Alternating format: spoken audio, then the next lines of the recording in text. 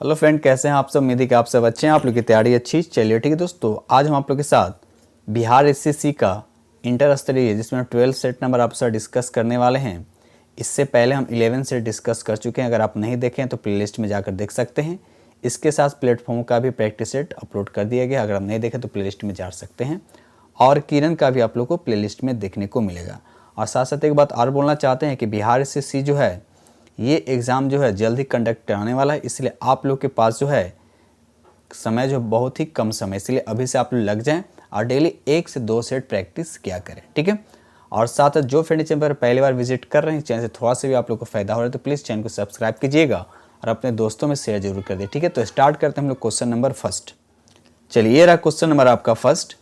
Question number first करता है, दिल्ली सल्तनत के किस शासन द्वारा दुधारू पशुओं पर चराई कर लगा दिया गया। देखिए, चराई कर की बात किया जा रहा है तो यहाँ पर राइट आंसर आपका डी हो जाएगा, अलाउद्दीन खिलजी। जो इसका राइट आंसर, याद रखिए अलाउद्दीन खिलजी जो है इसका राइट आंसर हो जाएगा, ठीक है। चलिए आगे बढ़ते हम लोग अगले प्रश्न की तरफ। ये रहा अगला प्रश्न, देखिए क्वेश्चन नंबर यहाँ पे 2। 1857 की क्रांति में नाना साहब के सैनिकों का नेतृत्व कौन कर रहा था। नाना साहब के सैनिकों का नेतृत्व कौन कर रहा था, तो यहाँ पे 2 का राइट आंसर आपका सी हो जाएगा, तात्या टोपी। याद रखिए तात्या टोपी जो है इसका राइट आंसर हो जाएगा, ठीक है। चलिए आगे बढ़ते हैं हम लोग। अगर हम बात करते हैं तात्या टोपी, इनका वास्तविक नाम क्या था, तो भी याद रखिए रामचंद्र पांडुरंग। ये भी कभी के एग्जाम में पूछा जाता है इनका वास्तविक नाम क्या था। चलिए देखिए अगला प्रश्न, देखिए क्वेश्चन नंबर यहाँ पे 3।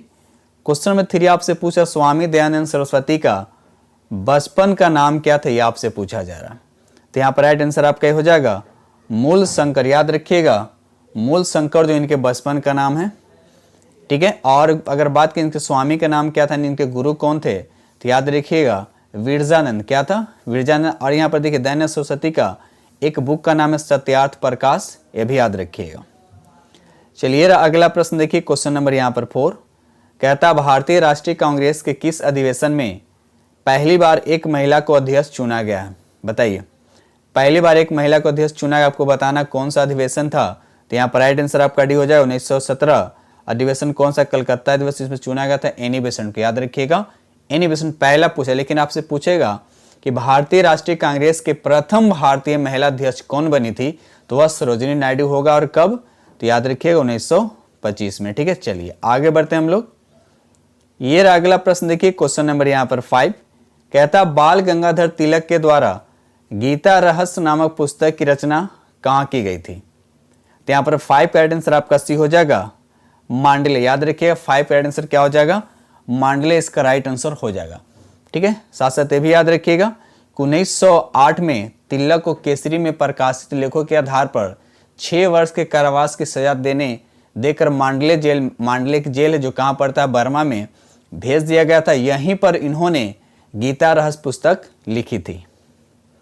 चलिए अगला प्रश्न देखिए क्वेश्चन नंबर यहाँ पे 6।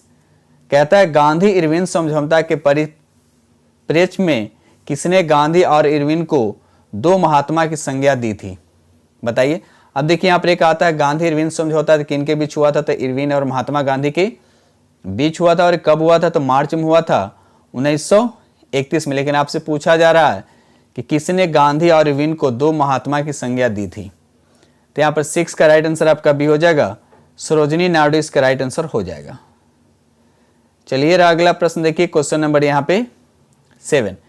क्वेश्चन नंबर 7 का था भारतीय पुनर्जागरण के पिता राजा राम मोहन राय की मृत्यु कहाँ हुई थी। बहुत अच्छा क्वेश्चन है। तो यहाँ पर देखिए राइट आंसर आपका सी हो जाएगा, ब्रिस्टल में हुआ था, यानी इंग्लैंड में, ठीक है। और ये कब हुआ था, भी याद रखिएगा 27 दिसंबर 1833 को इनकी मृत्यु हो गई थी, ठीक है। चलिए ये अगला प्रश्न देखिए क्वेश्चन नंबर यहाँ पे 8। हरिजन सेवक संघ की प्रथम अध्यक्ष थे, कौन थे यहाँ पे। तो यहाँ पर राइट आंसर आपका बी हो जाएगा घनश्याम दास बिरला, जो इसका राइट आंसर हो जाए। याद रखिए घनश्याम दास बिरला जो है इसका राइट आंसर हो जाएगा। आगे बढ़ते हम लोग। क्वेश्चन नंबर यहाँ पे 9 कहता है भारत छोड़ो आंदोलन के समय इंग्लैंड का प्रधानमंत्री कौन था। बहुत प्यारा क्वेश्चन है और ये एग्जाम में बहुत बार देखने को मिलता है। बताइए, तो यहाँ पर 9 का आंसर क्या होगा आपका, 9 का आंसर कौन होगा, यहाँ पर आपका डी हो जाएगा विस्टल चर्चिल। याद रखिए विस्टल चर्चिल जो है इसका राइट आंसर हो जाएगा, ठीक है। चलिए अब देखिए यहाँ भारत छोड़ो आंदोलन की बात किया जा रहा है। तो भारत छोड़ो आंदोलन जो है कब हुआ था, तो 9 अगस्त 1942 को भारत छोड़ो आंदोलन आरंभ हुआ था। ठीक है, चलिए आगे बढ़ते हैं हम लोग। क्वेश्चन नंबर यहाँ पे 10। क्वेश्चन नंबर यहाँ पे 10 का था, निम्नलिखित में से कौन शासक पृथ्वीराज चौहान के नाम से प्रसिद्ध है? बताइए यहाँ पर 10 का आंसर बताइए। यहाँ पर राइट आंसर क्या होगा, तो 10 का राइट आंसर आपका सी हो जाएगा पृथ्वीराज तृतीय, जो इसका राइट आंसर याद है, पृथ्वीराज तृतीय जो इसका राइट आंसर हो जाएगा। ठीक है, अरे यहाँ पर देखिए चौहान वंश की बात किया तो पृथ्वीराज चौहान जो है कब से कब तक शासक किया था, तो भी याद रखिएगा 1177 से 1100 कितना हो जाएगा आपका, इसका एक तरह से 92 हो जाएगा। ठीक है दोस्त, चलिए और साथ से भी याद रखिए तराइन का प्रथम युद्ध किनके बीच हुआ था, मोहम्मद गोरी और पृथ्वीराज तृतीय के बीच हुआ था। जिस प्रथम में कौन विजय हुआ था, तो पृथ्वीराज तृतीय, और दूसरा में किसका हार हुआ था, तो पृथ्वीराज चौहान का। तो ये सब फाइट जो है आप याद रखिएगा। ठीक है, चलिए क्वेश्चन नंबर यहाँ पे 11 का था कि आशा सहाय संबंधित थी। आशा सहाय जो संबंधित थे किससे संबंधित थी, ये आज़ाद हिंद फौज से संबंधित, याद रखिएगा आज़ाद हिंद फौज से संबंधित है। ठीक है, और आशा सहाय जो 1943 में आज़ाद हिंद फौज में शामिल हुए, भी याद रखिएगा। चलिए आगे बढ़ते हम लोग। चलिए आप प्यारा सा क्वेश्चन बताइए। ठीक है, बुद्ध की प्राचीनतम प्रतिमा किस शैली में प्राप्त हुई थी, प्राप्त होती है बताइए। तो यहाँ पर देखा है तो 12 का राइट आंसर आपका हो जाएगा गंधार शैली में, याद रखिए गंधार शैली में। अरे क्वेश्चन और बनता है कि गंधार शैली किसके शासन काल में सबसे अधिक विकास हुआ था, तो याद रखिएगा कनिष्क के शासन काल में, याद रखिए कनिष्क के साथ। आप लोग कमेंट से बताइए कनिष्क जो है किस वंश से संबंध रखता था, बताइएगा जरूर। चलिए क्वेश्चन नंबर यहाँ पे 13 कहता है कि पंबन द्वीप किस राज्य में स्थित है, तो ये तमिलनाडु में, पंबन जो है ये तमिलनाडु द्वीप, तमिलनाडु में क्या स्थित है, और पंबन जो है रामेश्वर द्वीप भी इसको कहा जाता है, ये भी याद रखिएगा। और क्षेत्रफल की दृष्टि से अगर पूछा है तो तमिलनाडु का सबसे बड़ा द्वीप है। ये रहा अगला प्रश्न, देखिए क्वेश्चन नंबर यहाँ पर 14 कहता है हिंद महासागर, कहता है कि हिंद महासागर में सागर धाराओं की नियमित दिशा में परिवर्तन के लिए निम्नलिखित कारकों में से कौन सा एक उत्तरदायी है। तो 14 का राइट आंसर आप बताए, 14 का आंसर आपका बी हो जाएगा। हिंद महासागर में मानसूनी प्रवाह पाया जाता है, ये इसका राइट आंसर हो जाएगा। ठीक है, चलिए आगे बढ़ते हैं हम लोग।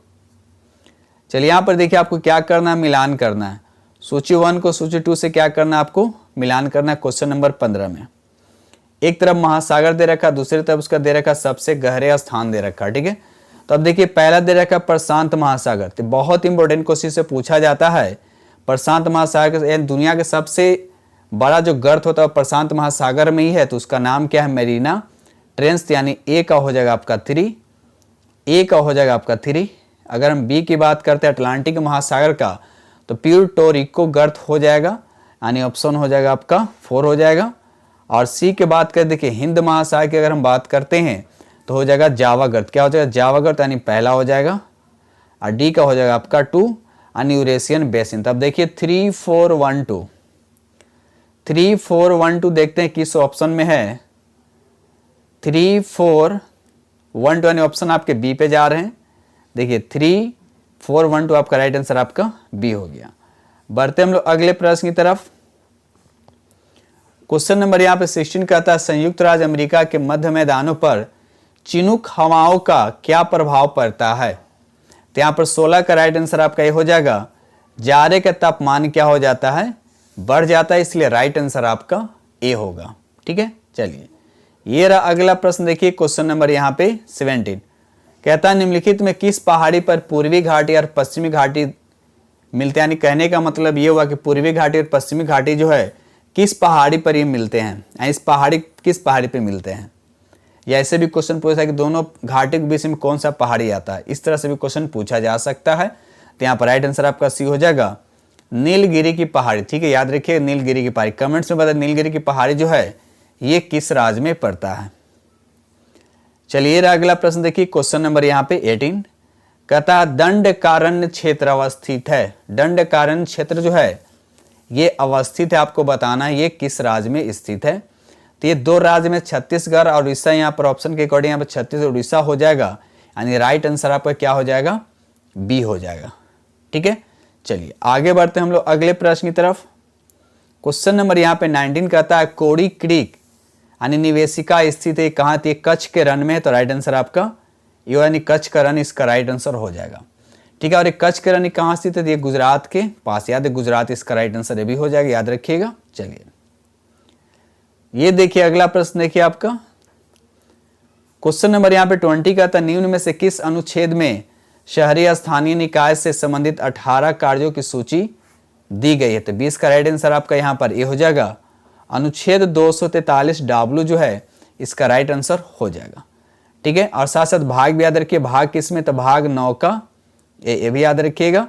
और इसमें शहरी निकाय के 18 कार्यों का सूचित किया गया, 18 कार्यों का विषय इसमें चर्चा किया गया, भी याद रखिएगा। चलिए ये रहा अगला प्रश्न देखिए क्वेश्चन नंबर यहाँ पे 21, निम्न में से किस मामले में सर्वोच्च न्यायालय ने यह निर्णय दिया कि मौलिक अधिकार और राजनीति निदेशक तत्व में मौलिक अधिकार क्या होता है, ऊपर है, तो आपको बताना है इसका राइट आंसर क्या होगा, तो राइट आंसर आपका बी हो जाएगा, गोलकनाथवाद जो है इसका राइट आंसर हो जाएगा। ठीक है, चलिए आगे बढ़ते हैं हम लोग अगले प्रश्न की तरफ। चलिए रहा प्यारा सा क्वेश्चन नंबर यहाँ पे 22 कहता है केंद्रीय सरकार का यह कर्तव्य होगा कि प्रत्येक राज्य को बाहरी आक्रमण से रक्षा करे, ऐसा प्रावधान भारतीय संविधान के कौन से अनुच्छेद में किया गया, बताइए इसका राइट आंसर। तो अनुच्छेद याद रखिए, अनुच्छेद 355 जो है इसका राइट आंसर हो जाएगा। ठीक है, चलिए आगे बढ़ते हैं हम लोग, बिल्कुल इजी प्रश्न था। क्वेश्चन नंबर यहाँ पे 23 का था पिछड़े वर्ग के आरक्षण को लेकर बने मंडल आयोग लिखा, बने मंडल आयोग ने किस वर्ष अपना रिपोर्ट पर, देखिए रिपोर्ट प्रस्तुत करने की बात किया, किस वर्ष अपना रिपोर्ट प्रस्तुत किया था, तो यहाँ पर राइट आंसर आपका 1980 इसका राइट आंसर हो जाएगा, याद रखिए 1980 इसका राइट आंसर हो जाएगा। अगर हम बात करते हैं कि वर्ष 1979 की बात करते तो 1979 में केंद्र सरकार ने जनता पार्टी सरकार ने बिंदेश्वरी प्रसाद मंडल की अध्यक्षता में दूसरा पिछड़ा वर्ग आयोग का गठन किया था, और इस आयोग का नाम क्या था, याद रखिए एक तरह से मंडल आयोग बोल सकते हैं, और इसका रिपोर्ट कब जारी हुआ था, तो 1980 इसका राइट आंसर हो जाएगा। क्वेश्चन नंबर यहाँ पे 24 कहता है कि समान कार्य के लिए समान वेतन, समान कार्य के लिए समान वेतन, इसका राइट आंसर क्या होगा, 24 का राइट आंसर आपका बी हो जाएगा, राज्य के नीति निदेशक तत्व का अंग जो है इसका राइट आंसर हो जाएगा।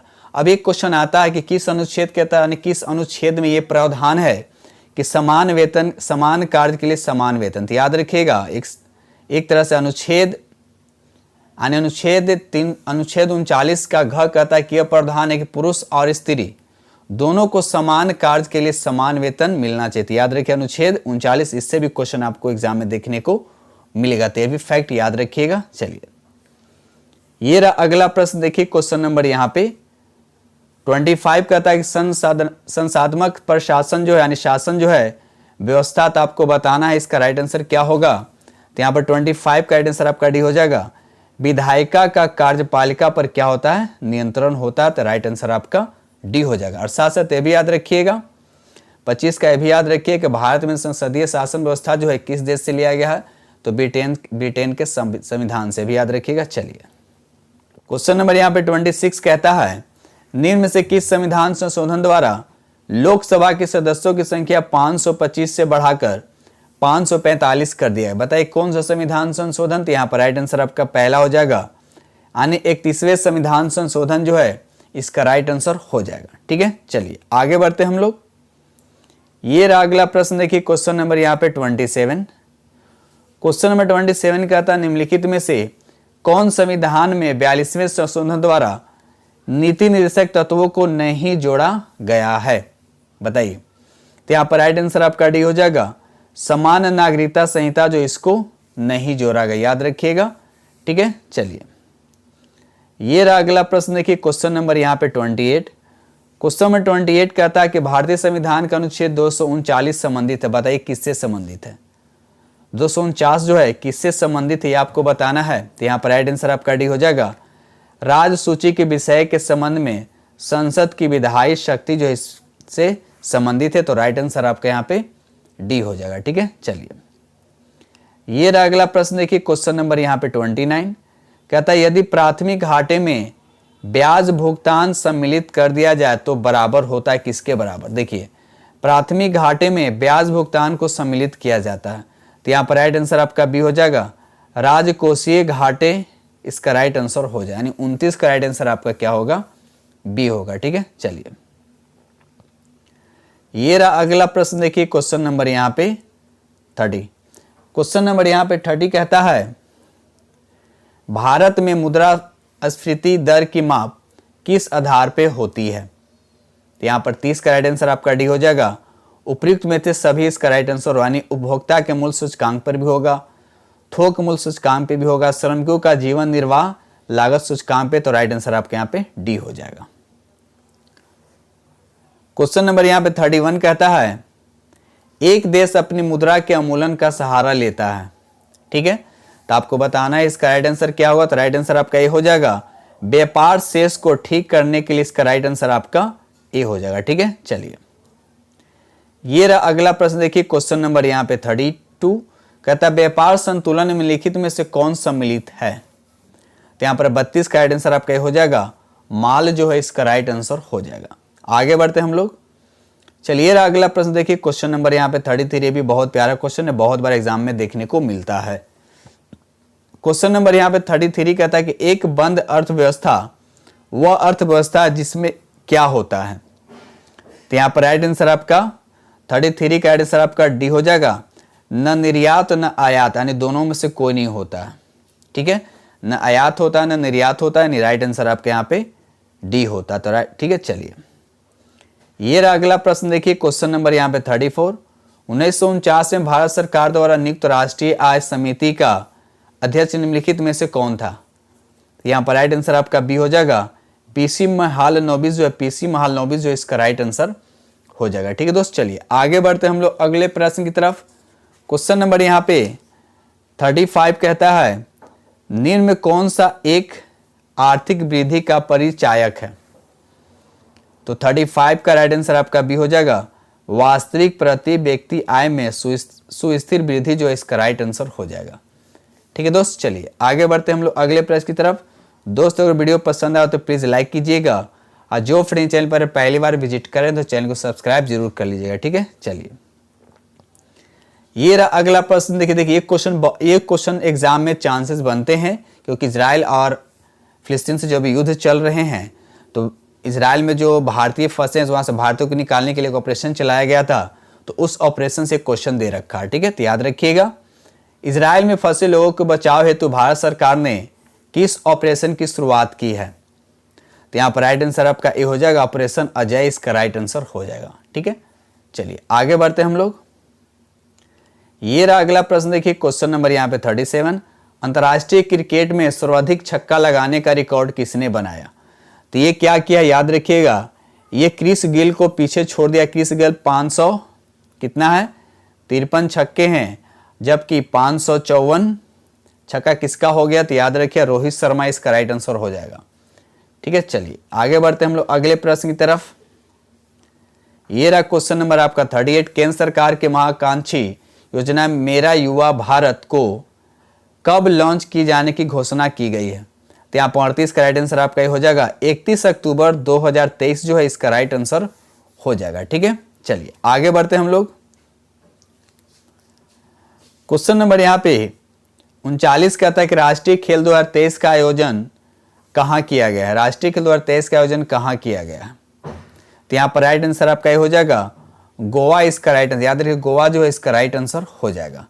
ठीक है, अगर वही हम बात करते हैं 2022 की बात करें, 2022 में इस खेल का आयोजन कहाँ हुआ था, तो गुजरात में हुआ था। कहाँ हुआ था, गुजरात में हुआ था।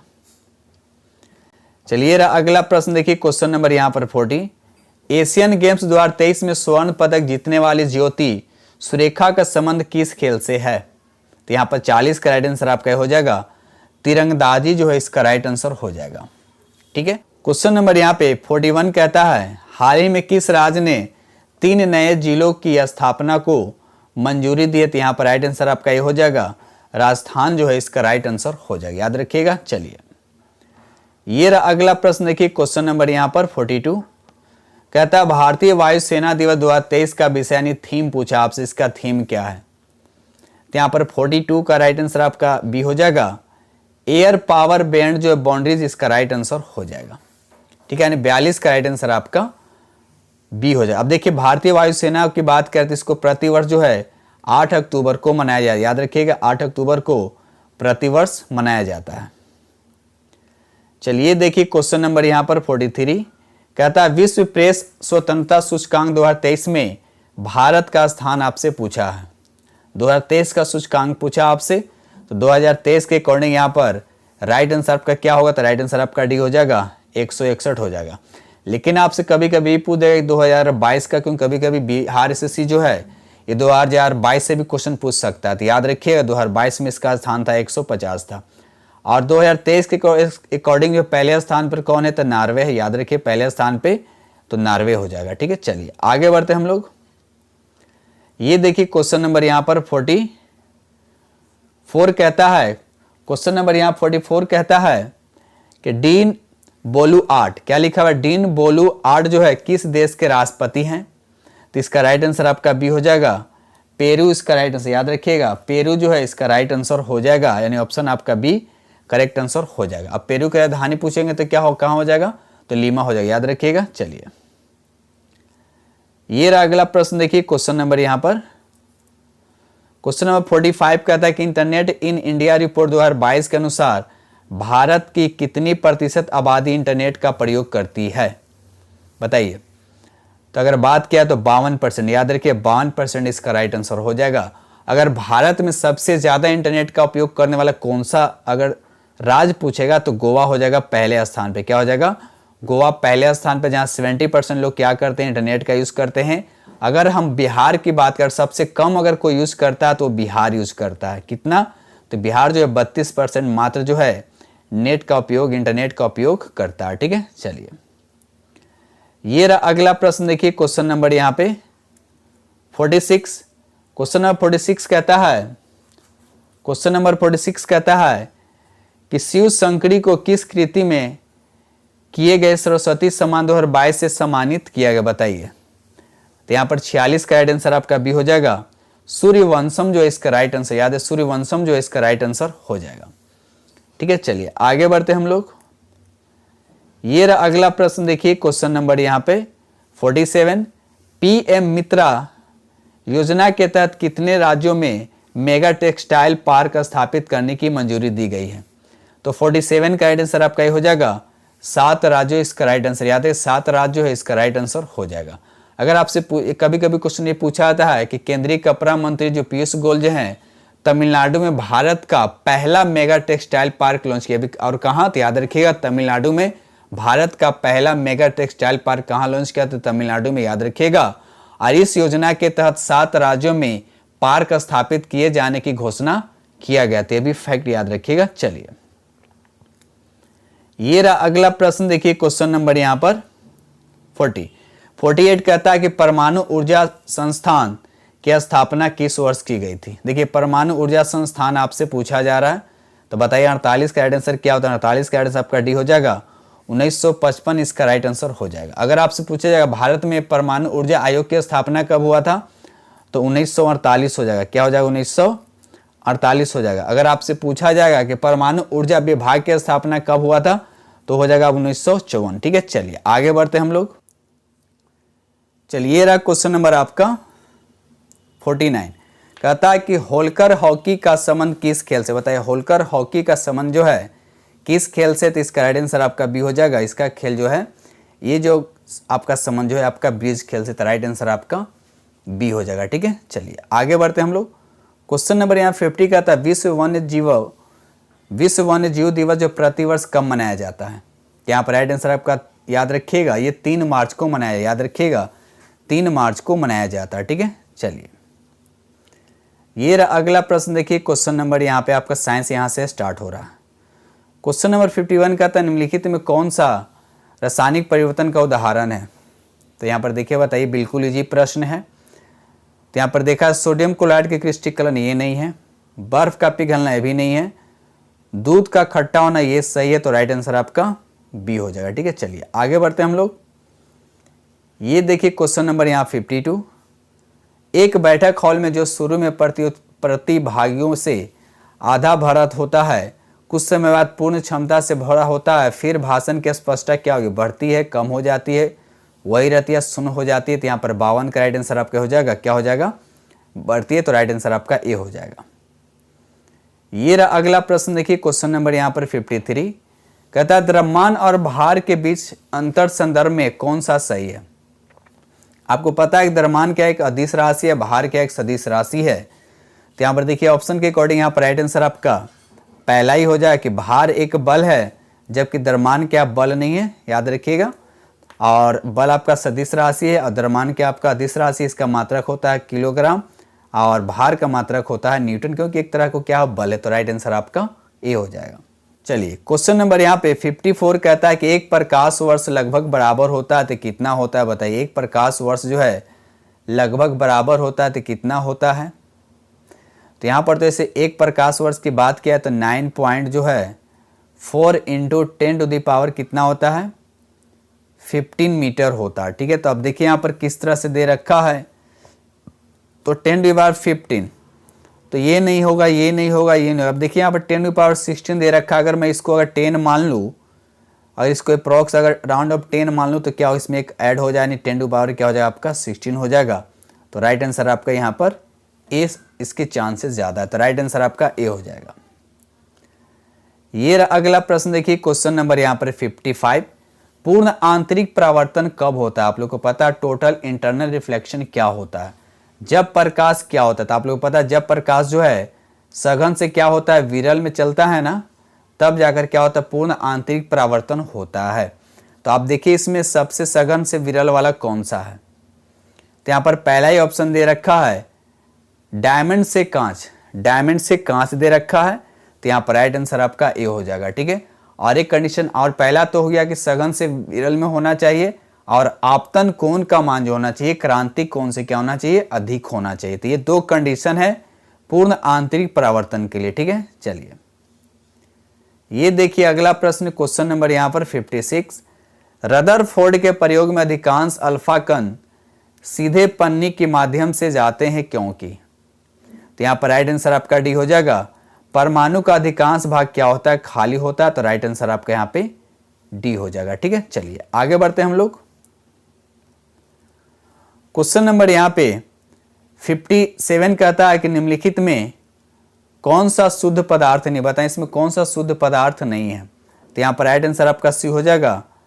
दूध जो है आपका शुद्ध पदार्थ नहीं है, यानी शुद्ध दूध जो इसमें शुद्ध पदार्थ नहीं है। तो राइट आंसर आपका यहाँ पे सी हो जाएगा। ठीक है, चलिए आगे बढ़ते हैं हम लोग।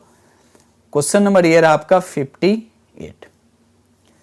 क्वेश्चन नंबर यहाँ 58 कहता है ग्रीष्म ऋतु में मिट्टी के घड़े में रखा पानी किस घटना के कारण क्या होता है, ठंडा हो जाता है? बहुत अच्छा क्वेश्चन है, बताइए। यहाँ पर राइट आंसर आपका बी हो जाएगा। वाष्पोत्सर्जन जो है इसका राइट आंसर हो जाएगा। क्वेश्चन नंबर यहाँ 59 कहता है दृष्टिबाधित छात्र निम्नलिखित में से किसका उपयोग अम्ल क्षार संकेतक के रूप में कर सकता है? तो बताइए यहाँ पर राइट आंसर क्या होगा? तो 59 का राइट आंसर आपका सी हो जाएगा। वे नीला के गुण वाला इसका राइट आंसर हो जाएगा। ठीक है दोस्त, चलिए आगे बढ़ते हैं हम लोग। ये रहा अगला प्रश्न क्वेश्चन नंबर यहाँ पे 60 कहता है कि उत्प्लावनता किस पर निर्भर करती है? बुयांसी जो है किस पे निर्भर करती है, बताइए। तो यहाँ पर राइट आंसर आपका डी हो जाएगा। विस्थापित द्रव के भार पे, याद रखिए विस्थापित द्रव के भार पे निर्भर करती है। ठीक है, चलिए आगे बढ़ते हैं हम लोग अगले प्रश्न की तरफ। चलिए अगला प्रश्न देखिए क्वेश्चन नंबर यहाँ पे 61 कहता है डिटर्जेंट पाउडर में फॉस्फेट की भूमिका क्या? डिटर्जेंट पाउडर जो होता है उसमें फॉस्फेट की भूमिका क्या होता है? तो यहाँ पर राइट आंसर आपका भी हो जाएगा। देखिए कैल्शियम आयन दे रखा है, मैग्नीशियम आयन दे रखा है, को पानी से हटाना जो कठोरता के कारण बनता है। तो राइट आंसर आपका बी हो जाएगा। चलिए देखिए प्यारा सा क्वेश्चन यहाँ पे दे रखा है क्वेश्चन नंबर यहाँ पे 62। ग्लूकोमा का उपचार निम्न में से किसके द्वारा की जाती है? तो यहाँ पर राइट आंसर आपका 62 का राइट आंसर आपका सी हो जाएगा। कोलिनर्जिक दवा इसका राइट आंसर हो जाएगा। ठीक है, चलिए याद रखिएगा। चलिए ये रहा प्यारा सा क्वेश्चन, बताइए पौधों के किस भाग से केसर प्राप्त किया जाता है? बताइए, पौधों के किस भाग से केसर प्राप्त होता है? तो यहाँ पर राइट आंसर आपका बी हो जाएगा। वर्तिकाग्र व वर्तिका से क्या होता है? केसर प्राप्त होता है। और सभी मसालों में सबसे महंगा कौन होता है? तो केसर होता है। और केसर भारत के एक ही राज्य में पाया जाता है, जम्मू कश्मीर। ये भी याद रखिएगा, ठीक है। सबसे ज़्यादा केसर कहाँ होता है? तो जम्मू कश्मीर में सबसे ज़्यादा क्या होता है? केसर होता है, ठीक है। अगर आपसे पूछा केसर की उत्पत्ति जो कहाँ हुआ था, तो ग्रीस में हुआ था। कहाँ हुआ था इसकी उत्पत्ति? तो ग्रीस में हुआ था, ठीक है। चलिए, ये रहा अगला प्रश्न। देखिए क्वेश्चन नंबर यहाँ पे 64। निम्नलिखित में कौन सा एक वनस्पति प्रवर्धन की विधि नहीं है? तो 64 का राइट आंसर आपका सी हो जाएगा। बोवाई जो है इसका राइट आंसर, याद रखिएगा। बोवाई जो है इसका राइट आंसर, यानी इसको सोई बोल सकते हैं, बोवाई इसको बोल सकते हैं। इसका राइट आंसर हो जाएगा, ठीक है। चलिए आगे बढ़ते हैं हम लोग। चलिए क्वेश्चन नंबर यहाँ पे 65 कहता है, निम्नलिखित में कौन सा कथन एक लिंगी फूलों के लिए सत्य आपको बताने हैं? पहला दे रखा है, इनमें पू कैंसर और स्त्री कैंसर दोनों होते हैं। तो यहाँ पर देखा है तो ये नहीं हो जाएगा। उनके पास या तो पू कैंसर होता है, स्त्री कैंसर, ये सही है। उसके बाद वे पर परागण प्रदर्शित करते हैं, ये भी सही है। 4 में लिखा केवल पू कैंसर वाले उभयलिंग फूलों फल नहीं दे सकते, ते भी सही है। तो राइट आंसर आपका 1 छोड़कर सभी है, तो मतलब 2, 3, 4, तो राइट आंसर आपका यहाँ पर बी हो जाएगा, ठीक है। चलिए, ये रहा अगला प्रश्न। देखिए क्वेश्चन नंबर यहाँ पे 66। डायस्टोल के दौरान क्या होता है? तो यहाँ पर राइट आंसर आपका डी हो जाएगा। हृदय रक्त से भर जाता है। याद रखिए, हृदय जो है रक्त से क्या होता है? भर जाता है। तो राइट आंसर आपका यहाँ पे डी हो जाएगा। ये रहा अगला प्रश्न। देखिए क्वेश्चन नंबर यहाँ पे 67। धमनी एक रक्त वाहिका यानी ब्लड वेसल्स है जो रक्त ले जाती है। अब देखिए धमनी का काम क्या है, कहाँ ले जाती है? तो बताइए यहाँ पर 67 का राइट आंसर क्या होगा? तो यहाँ पर राइट आंसर आपका हो जाएगा हृदय से दूर। याद रखिएगा, हृदय से दूर जो है इसका राइट आंसर हो जाएगा, ठीक है। और साथ साथ ये भी याद रखिए, धमनी जो है रक्त को हृदय से दूर ले जाती है, यानी कहने का मतलब इसमें ऑक्सीजन युक्त होता है और हृदय से शरीर के सभी ऊतकों तक क्या करता है? ये पहुंचाता है। याद रखिएगा। अब एक होता है वेन, ठीक है, ये क्या करता है? वापस हृदय में लाता है, ठीक है। तो याद रखिएगा दोनों फैक्ट।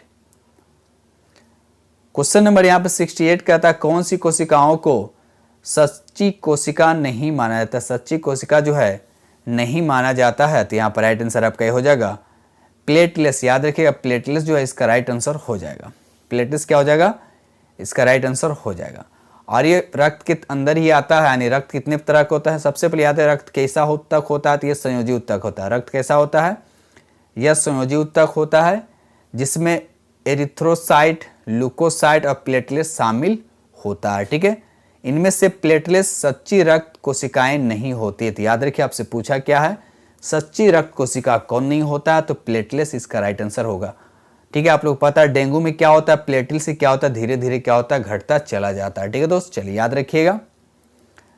क्वेश्चन नंबर यहाँ पे 69 कहता है कि शलजम जो है किस कुल से संबंधित है? तो यहाँ पर राइट आंसर आपका सी हो जाएगा क्रूसीफेरी। याद है, क्रूसीफेरी जो है इसका राइट आंसर हो जाएगा। ये रहा क्वेश्चन नंबर आपका 70। निम्नलिखित में कौन सा रोगवाहक और रोग का सुमेलित युग्म है? तो यहाँ पर 70 का राइट आंसर आपका हो जाएगा क्यूलेक्स। यानी पहला आपका क्या, आपका सुमेलित, यानी क्यूलेक्स से क्या होता है? फलेरिया होता है। तो राइट आंसर आपका यहाँ पे ए हो जाएगा।